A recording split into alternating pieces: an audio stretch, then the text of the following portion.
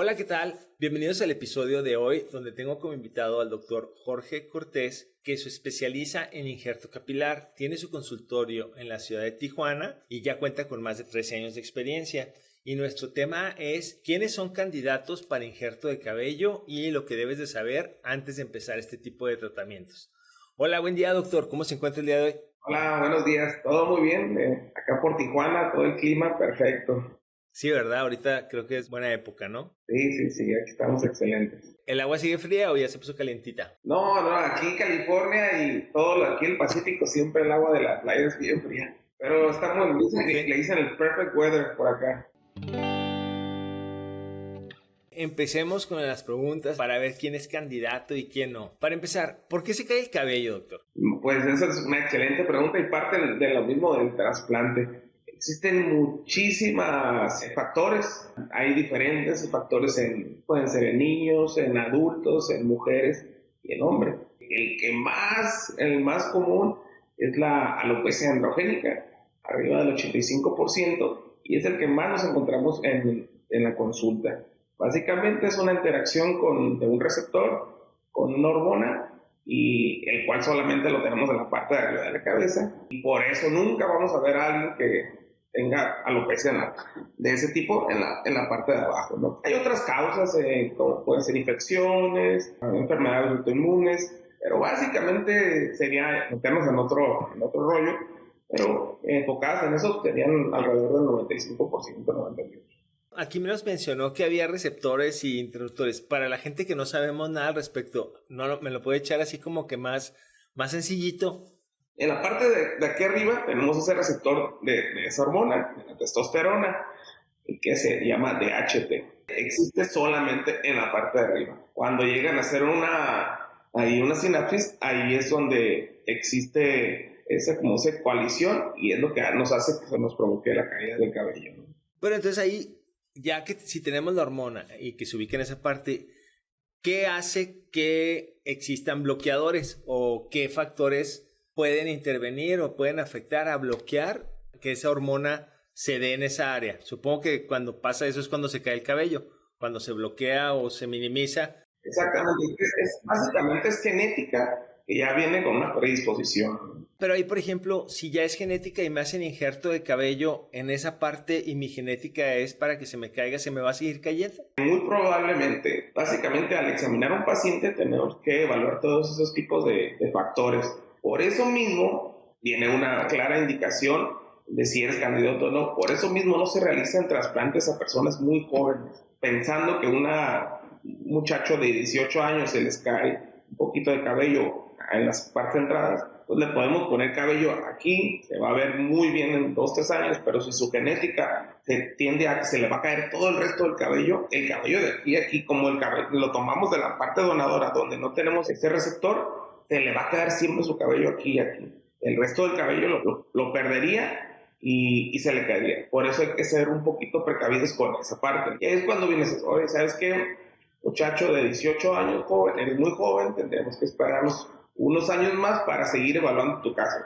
Porque si a los 30 años ya perdió todo, pues ya no tendría caso ponerles ese cabello en la parte de enfrente. Oiga, doctor, y ahorita con tanto medicamento que hay, tanto que hay avance, ¿no hay nada que pueda hacer uno? Supongo, por decirlo de alguna manera, o sea, que si los bloqueadores de esa hormona, no sé, cuando no duermes se incrementan, o cuando como muchas paletas, o cuando como mucho azúcar, ¿no hay factores que así puedas decir, este tipo de factor te va a ayudar un poco, algo así, o ya ve que hay muchos remedios caseros que dicen que si te pones no sé qué, de no sé qué dónde, y que no sé qué tanto, y que de la tía y el tío y la fregada? A la verdad, en sí, estos medicamentos tienen 30 años, no hay nada nuevo. Por supuesto que vamos a los congresos y te enseñan aquí que te va a hacer esto va a hacer, y te ponen su mejor resultado pues no sé, de 100, te ponen un resultado muy bueno, que a lo mejor ni fue a causa de usar eso, pero te ayuda, todo ayuda. Yo siempre he dicho que esto es como un pastel. Hay algo que te ayuda muchísimo, que viene siendo el bloqueador de este receptor. Hay otras cositas como el plasma, como el casco láser, cositas así, que te van a ayudar, pero te van a ayudar mínimo. Algo así mágico o algo nuevo, como tú dices, no hay. Lo que viene revolucionando, pero los japoneses lo dijeron hace como 10 años en un congreso que fui y todavía no sé qué sería lo que venía nuevo, porque te digo que lo dijeron hace como 10 años, es la coloración del cabello. Eso resolvería todo. Imagínate cuánta gente sin cabello famosa existe, ¿no? O sea, Jeff Bezos, ¿tú crees que Jeff Bezos no podría pagar millones de dólares por tener su cabello? Él viene conmigo y me dice, tengo 10 millones de dólares, trasplántame todo el cabello y quiero estar como tú. No voy a poder hacerlo, no se puede, es imposible. Pero ahí, por ejemplo, cuando estás con esa situación, si es por la hormona que tienes ese déficit, se te está bloqueando lo que tú quieras. Una vez que se cae el cabello, ya no se podría. Si viene, por eso vienen jóvenes también a consulta y dicen, doctor, se me está cayendo el cabello muchísimo, o ya, más bien ya se me cayó muchísimo. Bueno, tú no tienes problemas, ¿no? Ahorita voy a hacer un ejemplo, pero un paciente que tenga ya sus entradas bien pronunciadas, de 18 años, ¿qué es lo que primero tienes que hacer? Pues detener, lo más importante es separe la pérdida de cabello, ni siquiera el trasplante, ¿no? Ni en un paciente joven, ni en un paciente de mediana edad, ya en un alto ya lo valoras, ¿no? Pero y para mi experiencia, lo primero que tienes que corregir es la caída del cabello. No sirve de nada que le hagas trasplante de cabello a alguien que se le sigue cayendo el cabello. Me gustó mucho lo que está diciendo y le voy a decir porque espero que las otras personas que nos estén viendo, escuchando, hayan percibido lo mismo que yo. Me gustó mucho lo que está diciendo porque le está dando un enfoque bastante médico y eso es parte de lo que hacemos en el programa. Nos gusta mucho, o sea, usted sabe, buscamos doctores para hacer el episodio, pues verificamos certificados, estudios, todo, ¿no? O sea, para no meter a cualquier persona al programa. Y eso que está diciendo se me hace muy clave para la gente que anda buscando un injerto de cabello, que no llegues a algún lugar y que, sí, te lo pongo y te dan la opción. Justamente se me hace que lo que está comentando el doctor es lo idóneo. Que vas, te evalúan, primero te tratan de corregir el problema y luego ya ven si eres candidato. Para que no hagas el gasto de oquis, digo, o sea, y eso habla, pues, en mi ver de la ética de clínicas como la suya. Se ponen a analizar todo el problema y ver qué opciones, y así como lo está diciendo Don Esto, o sea, tú no eres candidato y no vas a ser candidato y punto. Porque si hay doctores poco éticos que desprestigian esto del cabello porque llega alguien, ponga mi injerto, sí, te lo pongo y se lo pone al día siguiente y obviamente en un año a la persona nunca le creció pelo porque pues fue con alguien que nada más le quiso bajar el dinero de hacer el tratamiento y nunca hubo un análisis como lo que usted menciona, ver cómo estás hablando con el paciente así como lo está mencionando aquí. Creo que eso lo percibo de lo que está diciendo y se me hace que habla muy bien de su clínica. Al final esa persona, ese paciente va a ser infeliz, o sea, no, su felicidad va a ser momentánea un par de años, pero después le va a ir mal otra vez y muy probablemente te va a echar la culpa a ti. No sé si has escuchado eso que dicen, no, yo me puse cabello y se me cayó. Ese es bien común que me digan, oye, se me cayó. Pues la verdad, yo no sé quién te lo hizo, ¿no? A lo mejor, pues, si te lo hicieron súper mal, a lo mejor se puede caer. Pero la verdad, no se cae el cabello trasplantado. Se te cae tu cabello que tú te pones. Este es el cabello que ya tienes, te ponen esto, pero si se te cae el que ya tienes, pues vas a pensar, oye, se me cayó el que me pusieron. Y no, simplemente tu evolución de tu enfermedad continuó hasta que se te cayó lo que se te iba a caer, ¿no? Y es así, digo, han salido cositas nuevas ya. Los medicamentos que más se usan, pues causan efectos adversos. Pues ya hay otras opciones, que un champucitos o cosas así, ¿no? Que con el mismo medicamento que los efectos adversos son más bajos. Pero, y se van buscando complementos, así como te digo, todo ayuda. Hay un casquito láser que casi no ayuda nada, yo casi nunca lo recomiendo, pero todo ayuda un poquito y te tienes que agarrar de las herramientas que más vayas pudiendo agarrar, ¿no? Y a lo mejor también tiene que ver el efecto placebo. Ya ven que dicen que aquí si tú ya estás creyendo que te crece el pelo, que esto y lo otro, o sea, digo, a lo mejor hasta haces que te sientes que te crece. Pero tengo una duda aquí. Cuando andas en las redes sociales, que yo sé que es fatal ese medio para información, pero en ocasiones ves gente que se pone peluquines y se los pegan. O sea, y se ve como que se ponen un tipo de pegamento y luego le hace a la persona así y no se le quita. Entonces, ¿es real eso? Siento que es malo para ti ponerte un pegamento en la piel que no se te cae, que te lo jalan y que casi te quieres colgar ahí como el comercial ese que había antes que se colgaba alguien pegado con el casco. No creo que sea saludable que en tu piel tengas un pegamento. Mira, te voy a decir algo aquí entre nosotros nada más. Mira, es como si los humanos somos mágicos, ¿no? Y entonces Si a una persona que tiene muchísima hambre le das una tortilla fría, dura, te la va a comer como si fuera su mejor comida, ¿no? Entonces a una persona que tú le dices, ¿sabes qué? Nosotros y yo tenemos cabello. Pero una persona que no Salinas de Gortari o Bruce Willis, no porque ellos se lo hayan puesto, pero pues existen esas también, dicen, yo quiero estar como él, que es algo vano, es algo, pero pues eso es, cada persona le da confianza, ¿no?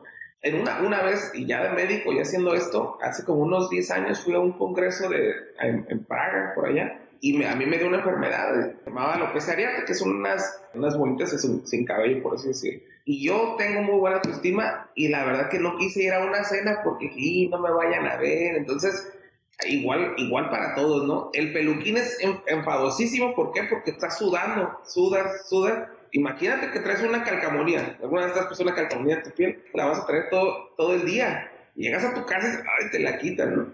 Y además esos tipos de pacientes, una vez que se lo ponen, como ya salieron en muchos lugares, ya lo vieron mucha gente, ya lo tienen que seguir usando para mantener ahora sí que su estatus de pelo, ¿no? ¿Cuáles son los factores externos más comunes, quitando la genética, los factores externos más comunes que propician la caída del cabello? O sea, me imagino que el estrés, el tabaquismo, no sé. Sí, hay unas causas que pueden afectar el crecimiento. Tabaquismo, yo creo que es de las principales. Hay algunas enfermedades metabólicas que también pueden causar eso. ¿Cómo cuáles? Puede ser diabetes mellitus, sin ningún problema. Algunas enfermedades autoinmunes como el lupus eritematoso. Hay personas que tienen enfermedades autoinmunes que se causan una enfermedad que se llama alopecia areata. El tratamiento es totalmente diferente a un trasplante. Inclusive, esa es una contraindicación al trasplante. Definitivamente no se tiene que usar. ¿Por qué? Porque si le injertas cabello en esa zona, se lo va a rechazar. Y eso, el paciente muchas veces está necio, así, quiero que me hagas trasplante, pero no se tiene trasplante. ¿Cuáles serían las causas comunes o factores externos que ocasionan o que pueden fomentar o que no son saludables para que se caiga el cabello? Cuando no es de genética, obviamente. Mira, existen otros factores en mucho menor porcentaje que pueden causar la pérdida de cabello. Externos, como si estás bajo algún tratamiento, que este tratamiento sea muy tóxico, o puede ser alguna quimioterapia. Asimismo, podemos poner otro ejemplo de cirugía bariátrica y lo englobaría con algunas otras enfermedades como anemia y alguna enfermedad como por decir anorexia. ¿Por qué? Porque esto va a hacer que se desnutra tu cuerpo, y al desnutrirse tu cuerpo, el cabello se empieza a tener un daño y vas a empezar a ver tus uñas un poquito maltratadas, se te va a empezar a caer el cabello. Por eso es muy importante de todas estas enfermedades empezar con los multivitamínicos o algún otro tratamiento para fortalecer el mismo. En mi experiencia, o bueno, igual en mi ignorancia, siento que el problema de caída del cabello es algo que afecta más a hombres. ¿Es esto correcto o es igual? Sí, definitivamente es correcto. Por eso también el tratamiento es muy diferente. Una de las causas que también no mencioné, por ejemplo, debe ser esto se da muchísimo en mujeres, y más en la raza afroamericana que yo me ha tocado. ¿Por qué? Porque se jalan mucho el cabello para hacerse peinado y siempre se llama alopecia por tracción. Y se le llega a recorrer hasta, no sé, 2-3 pulgadas, ¿no? Sí, he visto frentes así que se ven, o sea, que está hasta la mitad del cabello. ¿Es por eso entonces? ¿Porque se jalan tanto el pelo? En la mayoría sí, se empezaron a jalar más el cabello y eso se llama alopecia por tracción, ¿no? Y esa sí es indicativa de trasplante de cabello, y son candidatos. ¿Y qué es lo que hace que el hombre sea más candidato a que se le caiga el cabello a diferencia de la mujer? ¿Qué tenemos nosotros que no tengan ellas? Es el receptor de la testosterona, eso es lo que te explicamos. En ellas no existe, obviamente. Oh, ok. Y entonces, en su experiencia, para tratar de aclarar la pregunta del programa un poco más, ¿quiénes serían buenos candidatos para irse a hacer un injerto de cabello? Si yo quiero ir, tengo la inquietud y todo eso, ¿quién sería buen candidato? Es súper importante que esto no es como una dosis o una regla, así como por ejemplo cuando te vas a operar a los que están gorditos, que se van a operar, pues de este índice de masa corporal te operas, de este para acá te hacen la manga, de este para acá te hacen el bypass. Aquí cada persona se tiene que evaluar individualmente. Por ejemplo, yo no le injectaría cabello a alguien menor de 25 años, puede ser hombre o mujer sin problemas. Al menos que, por ejemplo, venga un niño que me ha pasado que lo mordió un perro, se le quedaron cicatrices, se le puede implantar cabello en esa cicatriz. O puede ser un niño que lo ayudamos junto con un neurocirujano, el cual tiene un tumor, se le quitó, le quedó bastante zona sin cabello y se le injertó en esa cicatriz. Es importante que conozcan que la sobrevida en las cicatrices del trasplante de cabello es del 50%. ¿Por qué? Porque no tiene las mismas propiedades de un tejido normal, ¿no? Supongo que cabe aclarar que estos son excepciones, como lo que comenta del niño y así. Sí, no, pues son algunos casos. Otra, yo creo que de la más importante son la zona donadora, ¿no? La zona donadora, sin buena zona donadora, no se puede hacer un trasplante de cabello. ¿Cómo puedo identificar focos rojos al momento de yo llegar a una clínica? No me toque a alguien así como ustedes que hacen una evaluación, un estudio previo y ya revisan que sea candidato y así como usted me está diciendo, tú no vas a ser candidato, esto y lo otro. ¿Qué focos rojos me podría dar de tip para si yo llego a ir a una clínica y yo decir, esto es un foco rojo, mejor buscar otra opción? Este nomás me quiere hacer el tratamiento aunque no sea candidato. Bueno, yo ¿qué le recomendaría, por ejemplo, a un familiar, a un amigo? ¿Sabes qué? Que la cirugía te la haga el doctor. Yo creo que esa es la más importante. El doctor que te está consultando y que tú vayas a esa clínica por él, que esa cirugía te la haga él, que no te la hagan sus técnicos. Eso para mí es todo. Para mí. Segunda, en la cirugía de trasplante capilar no hay milagros. No hay milagros y nunca vas a poder quedar como estabas antes de perder tu cabello. Eso también es algo que tiene que tener el paciente bien claro en su cabeza. Claro que se va a hacer lo máximo posible, pero no vas a poder regresar el tiempo y volver a tener tu cabello como lo tenías. Obviamente esto también es muy, muy cambiante dependiendo de la cantidad de cabello o trasplante. Otro foco rojo, pues tiene las acreditaciones, no sé, tiempo del doctor que lleva haciendo esto, pero pues también si viene alguien que es muy bueno y que va empezando, pues no va a llevar mucho tiempo, ¿no? Aquí en este caso, usted, por ejemplo, fue o se graduó de la escuela de medicina. Sí, yo me gradué de la escuela de medicina y para trasplante de cabello no existe ninguna especialidad en sí bien establecida. Básicamente haces diplomados, cursos, workshops. Yo los hice en Estados Unidos. En los congresos ahí existen varias actividades, workshops o trabajos, los que te van guiando para conformar tu experiencia, ¿no? Ahí, por ejemplo, ¿considera usted que eso sería importante? Que, por ejemplo, si voy con una clínica de capilar, de que mínimo el doctor haya cursado los 5 o 6 años para tener la escuela de medicina. No existe otra forma, no hay otra forma correcta, ¿no? Pero pues supongo que debe haber, eso sí, ahí es donde entra lo de los charlatanes, ¿no? Que a lo mejor llegas con alguien que dijo, sí, yo tomé un curso en línea y ya con eso te puedo injertar cabello.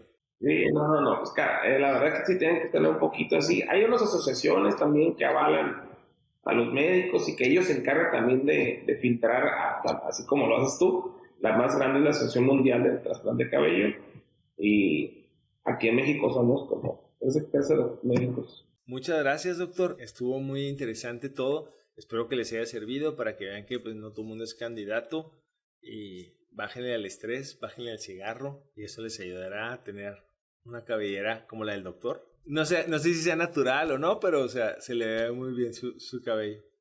Pues muchas gracias, doctor, por su tiempo. Estuvo muy interesante. Vamos a dejar aquí la tarjeta digital en comentarios de la clínica del doctor por si alguien tiene alguna duda relacionada para que pueda contactarlo y pues aclarar algunas dudas.